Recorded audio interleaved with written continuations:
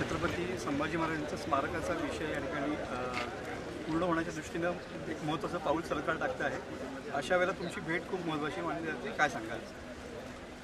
सर्वात प्रथम तर मी धर्मवीर छत्रपती संभाजी महाराजांच्या चरणी नतमस्तक होतो, अभिवादन या ठिकाणी अर्पण करतो. आपल्या सगळ्यांना माहितीच आहे की ही भूमी पावन भूमी आहे, ऐतिहासिक भूमी आहे, प्रेरणे आणि शौर्याची भूमी आहे.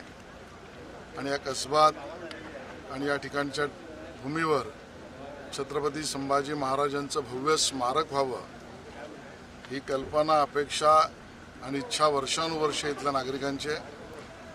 मला सांगायला आनंद होतो की आमचे आमदार प्रमोद जठार यांनी बैठक माझ्या ठिकाणी विभागात लावली आणि त्यापेक्षाही महत्त्वाचं म्हणजे आमचे कॅबिनेट मंत्री उदय सामंतजी यांनी विधान परिषदेमध्येच मला वाटतं उत्तर देताना याबद्दलची घोषणासुद्धा केली. आणि म्हणून या सगळ्या कार्याची सुरुवात आणि त्याचा निधी, या सगळ्या व्यवस्था आता आपण पूर्ण करतो आहोत.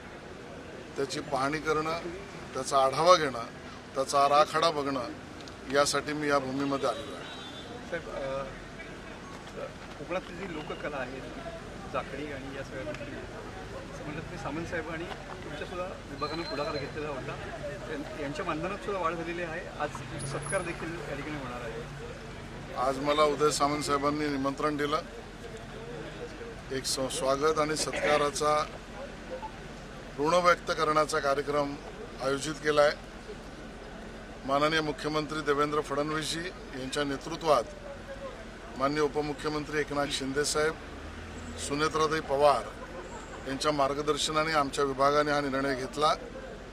ज्या 5 लोककला ज्यांना भांडवली आणि प्रयोगात्मक अशी 2 अनुदानं 2008 पासून देण्याचा शासन निर्णय होता आणि त्यामध्ये सिंधुदुर्ग जिल्ह्यातील आमचं दशावतार असेल, अन्य कला लोककलाही आहेत. यांसाठी प्रयोगात्मक अनुदान 2,22,00,000 रुपये शासन निर्णयाप्रमाणे होत्या. काळानुरूप लोककला जतन संवर्धनासाठी आणि कलाकारांसाठी आवश्यक असल्यामुळे याची जी खर्चाची मर्यादा होती 2,22,00,000 ती आता 4,44,00,000 दुप्पट केली.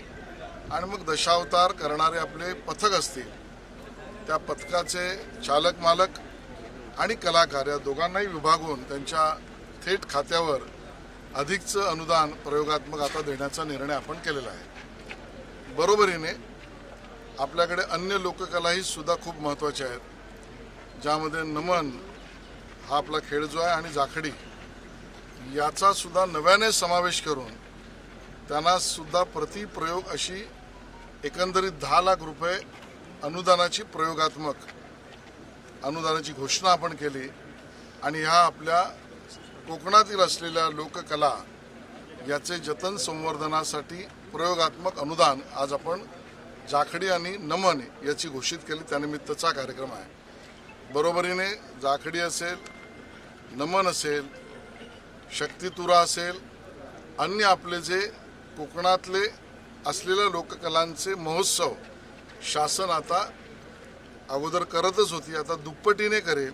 म्हणजे त्या आपल्या कलाकारांना सुद्धा व्यासपीठ मिळेल आणि त्यातनं सुद्धा त्यांचा फायदा आणि उपयोग होईल असा निर्णय आपण घेतलेला आहे. शरद पवारांची राष्ट्रवादी एनडीए मध्ये सामील होणार का, चर्चा सुरू आहेत?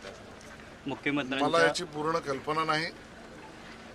त्या बाबतीतला निर्णय जो आहे तो शरद पवारांच्या पक्षाला घ्यायला लागेल आणि त्या विषयाचा अंतिम निर्णय हा भारतीय जनता पक्ष आणि एनडीएच्या सर्व नेत्यांना घ्यायला लागेल. ते मिळून जो निर्णय घेतील तो राज्य आणि देशहिताचा असेल. मुख्यमंत्र्यांच्या मध्यस्थीनंतर दोन्ही पक्ष एकत्र येतील का, दोन्ही गट राष्ट्रवादीचे? मला याची पूर्ण कल्पना नाही, पण जयंत पाटील जर माननीय मुख्यमंत्री महोदयांना भेटत असतील तर त्यात वावगं काय, गैर काय? जयंत पाटील माजी मंत्री आहेत, वरिष्ठ नेते आहेत, विधानसभेतले आमदार आहेत आणि माननीय मुख्यमंत्री महोदय तर मनाने मोठे आहेतच आणि कामाने आवश्यकतानुसार ते सगळ्यांना भेटतातही. त्यामुळे त्या भेटीमध्ये अजून तरी मला वेगळी काही माहिती असं माझ्याकडे तरी नाही. आजच्या दौऱ्यामध्ये विशेष म्हणजे आपण भास्करराव जाधवांच्या कार्यालयाला भेट दिलेली आहे, काय सांगाल या संदर्भात? भास्कररावांचा निरोप मला आला होता त्यांचा माझ्या कार्यालयाशी संपर्कही त्यांनी केला. त्यांच्या कार्यालयापासून 2 गाळे सोडून भारतीय जनता पक्षाचं आमच्या जिल्ह्याचं कार्यालय आहे, त्या भारतीय जनता पक्षाच्या जिल्हा कार्यालयाला मी भेट देणार आणि म्हणून निरोप भास्कररावांचा माझ्या कार्यालयाला आला, मलाही आला की आपण माझ्याही कार्यालयात आहे, आम्हालाही तुमचं स्वागत आणि त्या ठिकाणी ऋण व्यक्त करायचं आहेत. कारण कोकणचे आम्ही सगळे, भास्करराव काय किंवा आम्ही काय, उदयराव काय, हे सगळे आम्ही कोकणातली लोक आहोत किंवा प्रमोद काय. तर भास्कररावांचा निरोप असल्यामुळे बाजूला भाजप कार्यालयात आलेलो होतो आणि भास्कररावांच्या कार्यालयात सुद्धा त्यांचा सत्कार स्वीकारण्यासाठी मी गेलो. साहेब, मतदार त्यांची भेट होऊ शकलेली नाही, ते काहीतरी कार्यालयात नव्हते त्यावेळी. हो, ते कार्यालयात नव्हते, त्यांचे नगरसेवक त्या ठिकाणी कार्यालयात होते.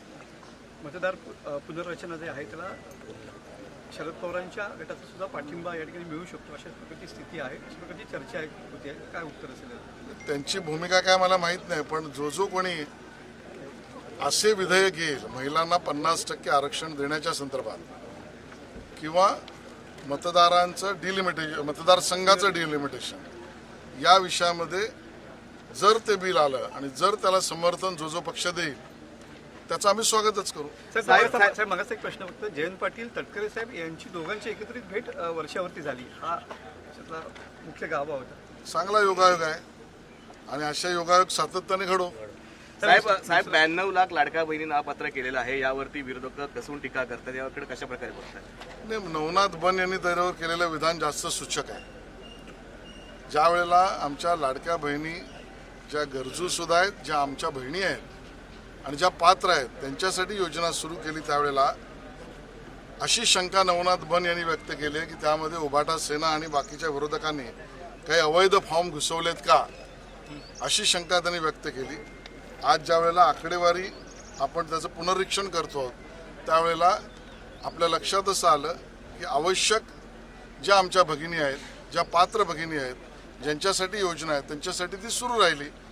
आणि शंका जी नवनाथ बन यांनी व्यक्त केली आहे त्याच्यावर मात्र सरकारने चौकशी केली पाहिजे असं माझं मत आहे. संजय राऊत यांनी टीका केली आहे, संजय राऊत यांनी टीका केली की फक्त मतदानापुरताच भाजपने लाडक्या बहिणीचा वापर करून घेतलेला आहे. जसं मतदान झालं, जसं सगळ्या प्रक्रिया पार झाल्या, तसं आता भाजपने लाडक्या बहिणींना डायरेक्ट अपात्र केलेलं आहे. डायरेक्ट संजय राऊतांनी आरोप केला. संजय राऊत, तुमच्या पक्षाने काय केलं ते सांगा ना. तुम्ही महापालिकेत 25 वर्ष मुंबईच्या होतात, राज्य सरकारमध्ये मुख्यमंत्री 2.5 वर्ष होतात. माझ्या एका तरी माता भगिनीसाठी तुम्ही काही योजना आणली आहेत, काही मदत केली आहेत, काही अनुदान दिलंय, काही भांडवली मदत केली आहे? आणि त्यामुळे संजय राऊत आणि उभाटा सेना हा महिला विरोधी आहेत. ज्या आता 1.5 करोड 1 करोड महिलांना भगिनींना माझ्या हे त्यावेळेला अनुदान मिळतंय, ज्यावेळेला योजनेतला लाभ मिळतोय लाडक्या बहिणीचा, त्यावेळेला हे कोलेकोई करतायत. संजय राऊत आणि उभाटा सेना हे महिला विरोधी आहेत आणि म्हणून या लाडक्या बहिणी योजनेलाही विरोध करतायत आणि 50% महिलांना राजकारणात राजकीय जागा मिळण्याच्या विधेयकालाही विरोध करतायत. मी संजय राऊत आणि उभाटा सेनेचा निषेध करतो. सरकारवरती जहरी टीका केलेली आहे, हिंदुत्वाचं मारक असल्याचं म्हटलंय सरकार. भास्कर जाधव यांनी काल चिपळूणमध्ये पत्रकारांशी संवाद साधताना भाजपवरती टीका केलेला आहे की हिंदुत्वाचा झहरी चेहरा घेऊन भाजप पुढे आलेला आहे. सत्ताधाऱ्यांचं पाप जनतेसमोर आणणार असं भास्कर जाधव म्हटलं. त्यांचा अभ्यास कच्चा आहे. मध्ये मध्ये त्यांना अशा पद्धतीच्या गैर अवास्तव आणि आवाजवी विधान करण्याची कधी कधी जड आणि अवघड स्थिती होते असं मला वाटतं. जे आमदार शिवसेनेमध्ये आलेले आहेत, खासदार जे शिवसेनेमध्ये आलेले आहेत त्यांच्यासकट अमित शहाची या ठिकाणी भेट घेतलेली आहे, कसं बघताय याच्याकडे? चांगली गोष्ट आहे. जे खासदार एकनाथ शिंदेजींच्या नेतृत्वात खऱ्या शिवसेनेचे भाग राहिले आहेत त्यांनी प्रखर हिंदुत्ववादी कट्टर राष्ट्रभक्त अमित शहा यांची भेट घेतली तर आम्हाला याचा आनंदच आहे. थँक्यू.